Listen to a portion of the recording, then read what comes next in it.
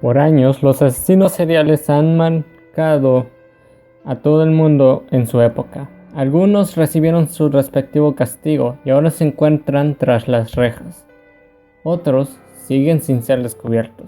Sin embargo, a pesar de que se habla de sus fechorías y de sus horrores, nunca se ha estudiado lo que había dentro de su mente. Bienvenidos a nuestro podcast de asesinos seriales. En este capítulo de hoy hablaremos de uno de los asesinos en serie más reconocidos en Estados Unidos e incluso en más partes del mundo. Ted Bundy fue un asesino en serie estadounidense después de más de una década negándolo. Confesó 36 homicidios de mujeres estadounidenses que cometió en 7 estados entre 1974 y 1978. El número real de víctimas es desconocido. Su primer asesinato fue en enero de 1974, aún en la universidad. Ted Bundy entró en la habitación de Joni Lenz para posteriormente golpearla con una barra de hierro y violarla. A pesar de que sobrevivió, sufrió graves heridas y daños cerebrales permanentes. Llevó a cabo el mismo procedimiento con Lydia Ann Headley, a quien en este caso mató e hizo desaparecer el cadáver. Sin embargo, no limpió la sangre. Esta muerte daría inicio a una cadena de asesinatos en el que desaparecieron numerosas jóvenes estadounidenses, siendo algunas de ellas Carol Valenzuela, Susan Rancourt, Donna Manson, Brenda Ball, Melissa Smith y Karen Campbell, entre otras muchas. El modus operandi de Bundy se basaba inicialmente en seguir y secuestrar a sus víctimas hasta su casa para allí estrangularlas. Sin embargo, con el tiempo y viendo que tenía facilidad para manipular debido a su carisma y resultaba atractivo para muchas mujeres, fue tomando confianza y empezó a buscar víctimas durante el día, siendo usual que simulara tener un brazo roto para pedir ayuda para llevar cosas a su coche.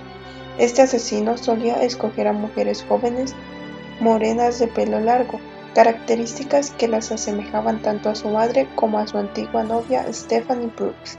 Las víctimas eran a menudo violadas y descuartizadas, llegando a conservar el sujeto partes de sus cuerpos, como la cabeza, como trofeos de sus crímenes. No era raro que mantuviera relaciones con los cuerpos una vez muerta la víctima, así como la presencia en estos de mordiscos por parte del asesino. El 16 de agosto de 1975, un patrullero detuvo un Volkswagen para un control de rutina, comprobar su matrícula, pero el hombre al volante huyó con el acelerador a fondo. Desde luego no tardaron en atraparlo. Su documento decía Theodore Robert Bundy. En el auto había una barra de hierro, esposas, cinta adhesiva y otros objetos ligados a los crímenes. El juicio empezó el 23 de febrero de 1976 por un secuestro agravado. Ted, de 29 años, confiado, sonreía. No tienen pruebas contra mí, pero el control Dark Ranch lo reconoció. Es el hombre que trató de secuestrarme y amenazó con matarme. La sentencia fue leve, 15 años de prisión con chance de libertad condicional. Las pruebas psico y toxicólogas concluyeron que no era psicótico, ni drogadicto, ni alcohólico, y no presentaba signos de daño cerebral. Pero unos pocos pelos de mujer encontrados por los perritos en el Volkswagen eran sin duda alguna de Melissa Smith y Karen Campbell, y que las contusiones en sus cráneos correspondían a la barra de hierro que usaba en casi todos sus crímenes. Ergo, Ted Bundy afrontó un nuevo juicio, esta vez por asesinato. Rechazó los abogados de la defensa. Decidió representarse a sí mismo en la corte. Para ello, le permitieron ir periódicamente a la biblioteca de la corte de Aspen. Y el 7 de junio de 1976, saltó desde una de las ventanas, se rompió un tobillo. Eludió a la policía durante una semana viviendo del robo y durmiendo en un ómnibus abandonado, hasta que cayó preso mientras intentaba robar un Volkswagen con las llaves puestas. En enero de 1977 hizo otra fuga, esta vez como un saltimbanqui desde el techo del penal hasta otros 2 techos, y descubierto recién a media tarde del día siguiente. Pero en ese lapso de libertad, unas 5 horas, entró en el edificio de la fraternidad universitaria, Chi Omega, y atacó a Karen Chandler y a Katie Kleiner. Robó un BMW, puso proa a Pensacola, Florida, pero allí cayó por última vez, debido a que una patrulla reconoció la patente del auto, por supuesto, robado. A raíz de los ataques, la policía revisó a fondo cada rincón de la fraternidad Chi Omega y encontró los cadáveres de Lisa Levy y Marquette Bowman. Ya no habría escape para Ted Bundy. En el juicio, de los testimonios fueron aplastantes. Nita Neary juró que T.B. era el hombre que vio huir de la fraternidad. El dentista Subby Run probó que las mordeduras de dientes en el cuerpo de Lisa Levy coincidían con la dentadura del acusado. El 31 de julio de 1979, luego de 7 horas de deliberación, el jurado declaró culpable a todos los cargos y el juez Coward lo sentenció a morir en la silla eléctrica. Pero el monstruo no se rindió. Como abogado de sí mismo, logró 3 postergaciones de la pena capital en 1986, marzo, julio y noviembre. Su último recurso para reducir la sentencia fue confesarle a Bob Keppel, jefe de investigadores del Departamento de Justicia de Washington, donde había ocultado restos de varias de sus víctimas. El rastreo encontró varias cabezas, pero el perverso con compulsión necrófila, que así lo dictaminó un médico, fue ejecutado el 24 de enero de 1989 con 43 años. Y ahora pasaremos a la parte psicológica. Si nos vamos a los antecedentes infantiles de este hombre, vamos a encontrar que era un niño tímido, introvertido, incluso tartamudo, que no le gustaba llamar la atención. Sin embargo, sufre un cambio en su personalidad cuando se entera que quien él creía que era su hermana resultaba ser su madre biológica. A partir de aquí viene un cambio drástico en su personalidad, desarrollando una personalidad narcisista en la cual él busca sentirse importante, seguro, llamar la atención, y lo logra ser un imán para todas las personas que lo rodean, tanto hombres como mujeres. Él se preparó para cumplir con estas expectativas, tanto física como en el aspecto de habilidades. Él llamaba la atención, sin embargo es rechazado por quien él amaba y con quien él quería casarse, y entonces es cuando comienzan sus ideas de muerte. Comienza a perseguir señoritas y comienza a asesinarlas.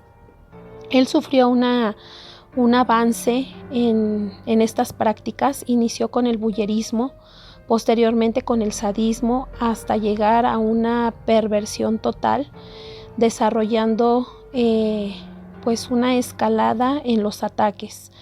Ahora había un cambio muy drástico en su personalidad, porque además incluía, además del sadismo, pues golpes, mordidas, decapitaciones y perversiones sexuales.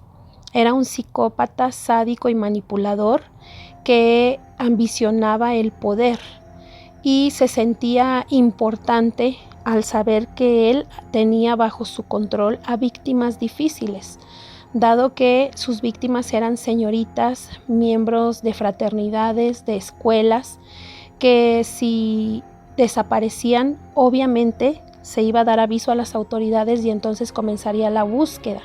Y esto era lo que a él le agradaba, el poder, el tener a mucha gente atrás de él buscándolo y no pudiéndolo encontrar.